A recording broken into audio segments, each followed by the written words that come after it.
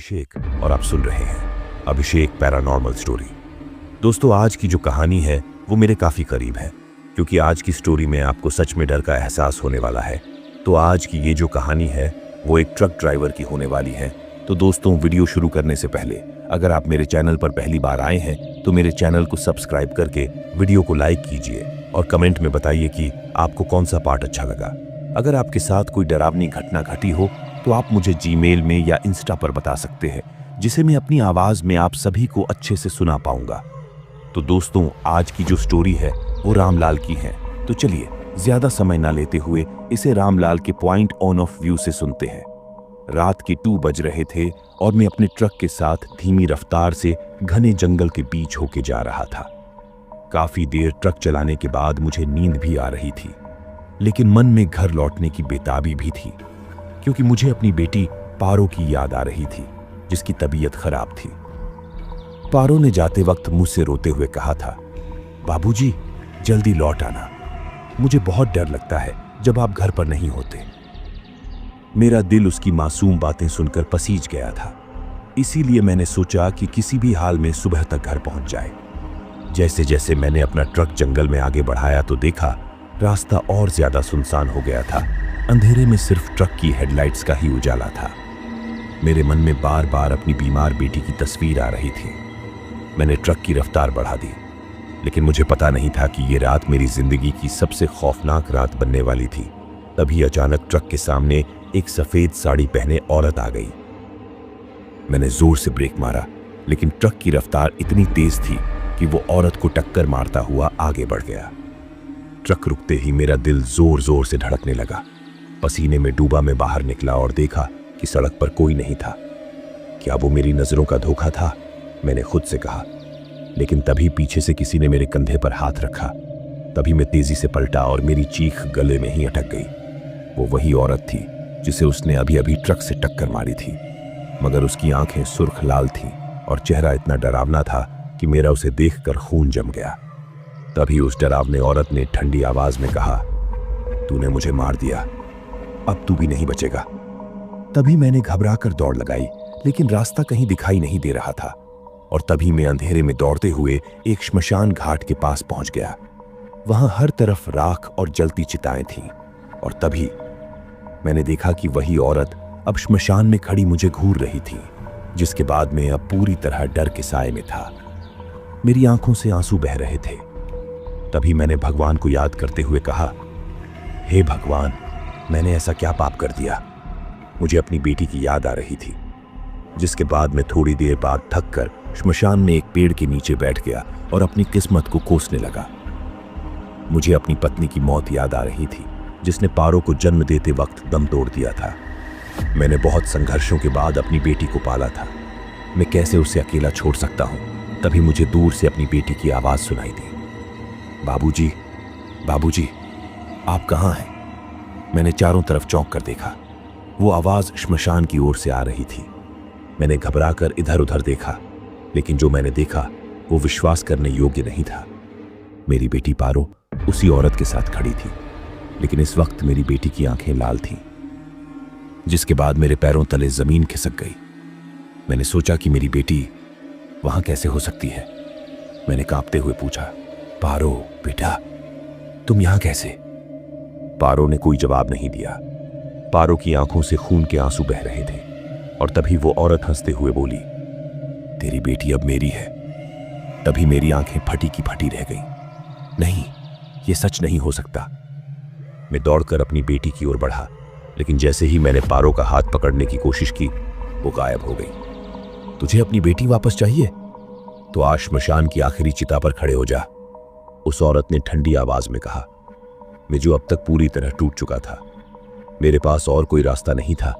तभी मैंने कांपते हुए कदम उस चिता की ओर बढ़ाए, लेकिन जैसे ही मैं चिता के पास पहुंचा, वहां से एक चीख गूंजी। चिता में से एक हाथ बाहर निकला, जिसने मेरा पैर पकड़ लिया। मेरा पूरी तरह गला सूख गया था। मैंने डरते डरते नीचे देखा। चिता से एक आदमी की जली हुई लाश बाहर आ रही थी। जली हुई लाश ने मेरे से कहा, ये वही औरत है जिसने मुझे भी यहां मारा था। अगर तुझे अपनी बेटी बचानी है तो तुझे उस औरत का असली नाम जानना पड़ेगा। लेकिन याद रख, उस नाम का खुलासा होते ही तेरी मौत भी निश्चित है। मेरी आंखों में डर और बेचैनी साफ झलक रही थी। कौन है वो औरत और उसकी आत्मा क्यों भटक रही है? लेकिन तभी पीछे से वही ठंडी आवाज आई, तेरे पास सिर्फ एक रात है। अगर सूरज निकलने से पहले तूने मेरा राज नहीं जाना तो तेरी बेटी हमेशा के लिए मेरी हो जाएगी। ये शब्द मेरे कानों में गूंज रहे थे। वो रात मेरी डर, दर्द और अंधेरे में डूबी हुई थी। क्या मैं अपनी बेटी को बचा पाऊंगा? मेरी आंखों से आंसू बह रहे थे। हर कदम मुझे श्मशान की तरफ और मौत के करीब ले जा रहा था। मैं बार बार अपनी बेटी पारो की तस्वीर आंखों के सामने देख रहा था। उसकी मासूम सी हंसी, उसका बाबूजी कहकर दौड़कर गले लगाना, ये सब यादें मेरा दिल चीर रही थीं। हे भगवान, मैंने किस पाप की सजा पाई है? मैं फुट फुट के रोने लगा, लेकिन अब मेरे पास समय नहीं था। मुझे उस औरत का नाम पता करना था, लेकिन ये नाम कैसे पता चलेगा जिसके बाद मेरा दिल डर और दर्द के बीच उलझा हुआ था। मैं जानता था कि अगर मैंने कुछ गलत किया तो मेरी बेटी कभी वापस नहीं आएगी। जैसे ही मैंने चिता की ओर कदम बढ़ाया, अचानक चारों तरफ हवाएं तेज हो गईं। पूरा श्मशान खौफनाक आवाजों से भर गया। तभी एक औरत की डरावनी हंसी गूंजी, तू मेरी हकीकत जानना चाहता है? क्या तू सच में तैयार है मौत के मुंह में जाने के लिए? मैंने कांपते हुए इधर उधर देखा। श्मशान में कोई नहीं था, लेकिन तभी एक चिता अचानक जल उठी। मैंने देखा कि उस चिता से धुआं निकलते ही उसमें एक अघोरी की आकृति दिखाई दी। वो अघोरी पूरी तरह राख में ढका हुआ था। उसकी आंखें खाली और डरावनी थीं। अघोरी ने तभी मेरे में गहरी आवाज में कहा, तूने जिस औरत को देखा वो सिर्फ आत्मा नहीं है, वो एक पिशाचिनी है। वो हर 100 साल में किसी मासूम की आत्मा को निगलती है। अब वो तेरी बेटी को ले जा चुकी है। मेरा पूरा का पूरा शरीर कांपने लगा। मैंने कांपती आवाज में पूछा, लेकिन वो औरत कौन है? उसका नाम क्या है? अघोरी ने रहस्यमयी मुस्कान के साथ कहा, नाम जानने के लिए तुझे अपने अतीत में जाना होगा। मेरी आंखों में आंसू भर आए। मैं अतीत की बातें सोचने लगा। मुझे याद आया कि जब मेरी पत्नी लक्ष्मी जीवित थी, तब लक्ष्मी ने एक रात डरावने सपने में कुछ अजीब देखा था। लक्ष्मी ने कहा था, मैंने एक काली साड़ी वाली औरत को सपने में देखा। उसने मुझे कहा कि हमारी बेटी जन्म के बाद खतरे में होगी। उस समय मैंने इसे एक सपना समझकर नजरअंदाज कर दिया था, लेकिन आज वो सपना हकीकत बन गया था। तभी मैंने जोर से चिल्लाया, हे भगवान, मेरी बेटी को बचा लो, मैं सब कुछ कुर्बान कर दूंगा। तभी मुझे फिर एक परछाई दिखाई दी। वो परछाई उसी सफेद साड़ी वाली औरत की थी, लेकिन इस बार उसकी हंसी और खतरनाक थी। वो औरत मेरे करीब आई और ठंडी आवाज में बोली, मैं तेरी बेटी को कभी वापस नहीं दूंगी। मैं वो आत्मा हूं जिसे तेरे पुरखों ने श्मशान में जिंदा जलाया था। मैंने उससे चौंक कर पूछा, कौन हो तुम? उसने हंसते हुए कहा, मेरा नाम जानने की कोशिश मत कर। अगर तूने मेरा नाम लिया तो तेरे पूरे परिवार की मौत हो जाएगी। मेरा पूरा शरीर डर से कांपने लगा, लेकिन तभी वो अघोरी फिर से दिखाई दिया। उसने कहा, सुन, अगर तू अपनी बेटी को बचाना चाहता है तो तुझे उसे उस पिशाचिनी के कब्जे से छुड़ाना होगा, लेकिन यह आसान नहीं है। तू उसे मारने की कोशिश करेगा तो वो तुझे और तेरी बेटी को हमेशा के लिए खत्म कर देगी। तभी मेरी आंखों में हिम्मत झलकने लगी। मैंने कहा, मैं अपनी बेटी के लिए कुछ भी करूंगा। तभी अघोरी ने एक काला पत्थर मुंह को दिया और कहा, इस पत्थर में उस पिशाचिनी का राज छुपा है, लेकिन अगर ये पत्थर टूट गया तो तू कभी अपनी बेटी को नहीं देख पाएगा। तभी मैंने कांपते हुए हाथों से पत्थर लिया। तभी श्मशान में जोर की आवाज हुई और वो औरत हंसते हुए बोली, अब खेल शुरू होता है। अगर तूने सूरज उगने से पहले मेरा नाम नहीं जाना तो तेरी बेटी भी श्मशान की चिता बन जाएगी। ये शब्द मेरे कानों में गूंज रहे थे। मेरे पास वक्त कम था। हर बीतता पल मेरी बेटी को मौत के करीब ले जा रहा था। मैं श्मशान घाट की राख में बैठा अपनी किस्मत को कोस रहा था। मेरी आंखों के सामने बार बार बेटी पारो की मासूम तस्वीर घूम रही थी। उसका खिलखिलाना, उसकी मासूम बातें, सब कुछ अब धुंधला लगने लगा था। मुझे याद आया कि पारो हमेशा मुझसे पूछती थी, बाबूजी, जब आप नहीं होते तो मुझे बहुत डर लगता है। आप मुझे कभी छोड़कर तो नहीं जाएंगे ना? मेरी आंखों से आंसू बहने लगे। मैं तुम्हें कैसे छोड़ सकता हूं बेटा? मैं तुम्हें किसी भी हाल में बचाऊंगा, चाहे मुझे अपनी जान क्यों ना देनी पड़े। लेकिन अब हालात मेरे हाथ से निकल चुके थे। मेरी बेटी को एक पिशाचिनी ने अपने कब्जे में ले लिया था। मेरी नजरें उस काले पत्थर पर गईं जो अघोरी ने मुझे दिया था। क्या ये पत्थर सच में मेरी बेटी को बचा सकता है? मैंने खुद से पूछा। तभी अचानक पत्थर में हल्की सी चमक आई। पत्थर की चमक के साथ ही मैंने अपने सामने एक अजीब दृश्य देखा। श्मशान की राख से एक परछाई निकली। वो परछाई धीरे धीरे इंसानी रूप ले रही थी। मैंने देखा कि वो वही सफेद साड़ी पहने औरत थी, पिशाचिनी। लेकिन इस बार उसकी शक्ल और भी डरावनी थी। उसके लंबे बाल हवा में लहरा रहे थे। उसकी आंखें सुर्ख लाल थीं और होंठों पर एक खौफनाक मुस्कान थी। वो ठंडी आवाज में बोली, रामलाल, तू मुझे नहीं हरा सकता। मैंने हजारों आत्माओं को निगल लिया है। तेरी बेटी अब मेरी है। उसे बचाने की कोशिश मत कर, वरना तू भी उसी चिता पर जल जाएगा। मैंने डरते हुए पूछा, तुम कौन हो? तुम्हें मेरी बेटी से क्या चाहिए? वो हंसते हुए बोली, मैं उस बदले की आग में जल रही आत्मा हूं जिसे तेरे पुरखों ने श्मशान में जिंदा जलाया था। अब मैं तुम्हारी आने वाली पीढ़ियों को खत्म कर दूंगी। मैं ब्रह्म पिशाचिनी हूं। यह सुनते ही मेरा खून जम गया। ब्रह्म पिशाचिनी? मैंने कांपती आवाज में दोहराया। मैंने सुना था कि ब्रह्म पिशाचिनी बेहद खतरनाक आत्मा होती है। वो अपनी मौत का बदला लेने के लिए पीढ़ियों तक भटकती रहती है। मैंने कांपते हुए पूछा, लेकिन मेरी बेटी का क्या कसूर है? उसे क्यों सजा दे रही हो? ब्रह्म पिशाचिनी ने एक खौफनाक हंसी के साथ कहा, तुझे नहीं पता कि तेरे पुरखों ने क्या किया था? उन्होंने मेरे पूरे परिवार को मारकर इस श्मशान में दफना दिया था और मैं अब तक अपनी मौत का बदला लेने के लिए भटक रही हूं। तेरी बेटी को मैं उसी तरह जला दूंगी जैसे उन्होंने मुझे जलाया था। मेरी आंखों में आंसू भर आए। भगवान के लिए मेरी बेटी को छोड़ दो। वो मासूम है। वो तुम्हारे गुनाहों की सजा नहीं झेल सकती। ब्रह्म पिशाचिनी ने ठंडी आवाज में कहा, अगर तू अपनी बेटी को बचाना चाहता है तो तुझे एक काम करना होगा। मुझे मेरे असली नाम से पुकारना होगा। पर ध्यान रहे, अगर तूने गलत नाम लिया तो तेरी मौत निश्चित है। मैंने उससे कांपते हुए कहा, तुम्हारा असली नाम क्या है? ब्रह्म पिशाचिनी ने एक जली हुई चिता की ओर इशारा करते हुए कहा, उस चिता के नीचे मेरा नाम लिखा है, पर अगर तूने नाम जानने की कोशिश की तो तुझे जिंदा नहीं छोड़ूंगी। मैंने जल्दी से डरते हुए चिता की ओर कदम बढ़ाए। चिता से धुआं निकल रहा था। जैसे ही मैंने राख हटाई, वहां एक पुरानी ताम्रपट्ट, तांबे की पट्टी दिखाई दी।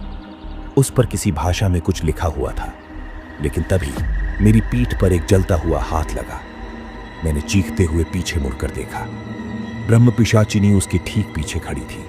उसकी आंखों से खून के आंसू बह रहे थे। मैं जोर से चीखते हुए बोला, कौन हो तुम? क्यों मेरी बेटी को मारना चाहती हो? ब्रह्म पिशाचिनी ने हंसते हुए कहा, मुझे तेरी बेटी की आत्मा चाहिए। वो आत्मा मुझे हमेशा के लिए अमर बना देगी। पर याद रख, अगर तूने मेरा नाम लिया तो मैं तुझे छोड़ दूंगी। मैंने कांपते हुए ताम्रपट्ट पर लिखे शब्द पढ़ने की कोशिश की, लेकिन जैसे ही मैंने पहला शब्द पढ़ा, ताम्रपट्ट आग की लपटों में जलने लगा। अब मेरे पास सिर्फ दो रास्ते थे। या तो वो ब्रह्म पिशाचिनी का नाम जानकर उसे हमेशा के लिए खत्म कर दे, या फिर अपनी बेटी की जान कुर्बान कर दे।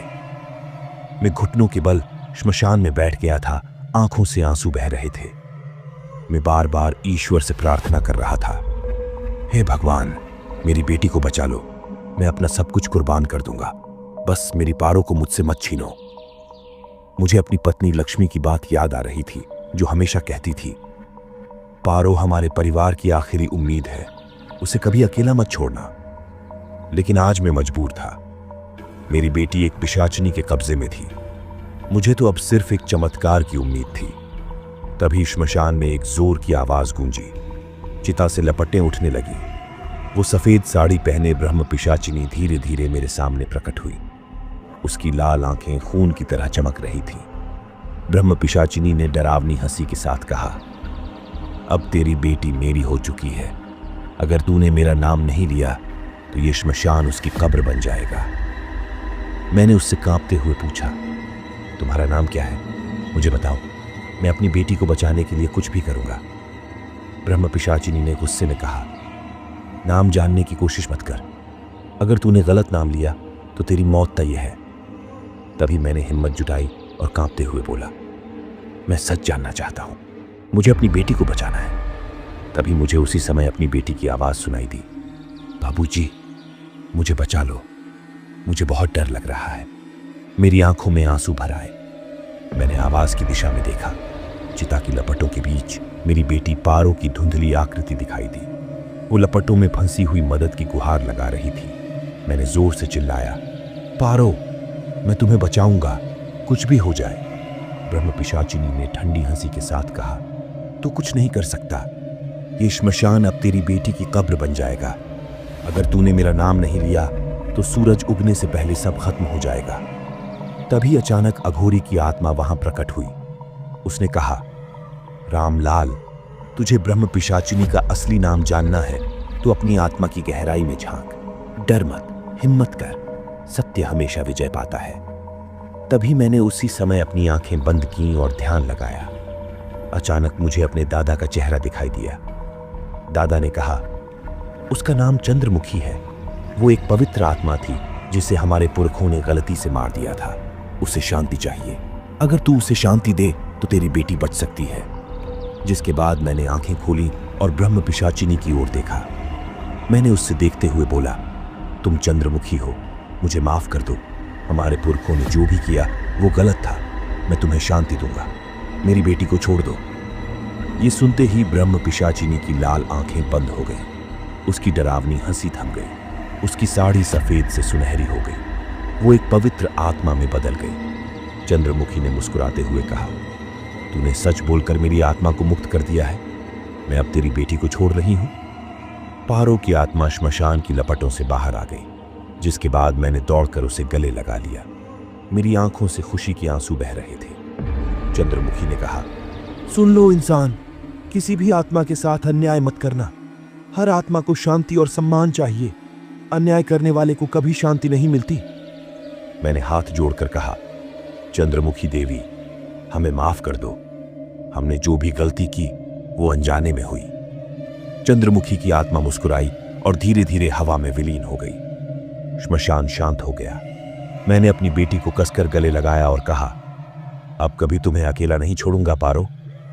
मोरल संदेश, किसी भी आत्मा के साथ अन्याय न करें। हर आत्मा को शांति और सम्मान का अधिकार है। अगर हम दूसरों के साथ बुरा करेंगे तो वो बुराई एक दिन लौटकर हमारे पास आएगी। जीवन में सच्चाई, हिम्मत और दया से ही जीत हासिल होती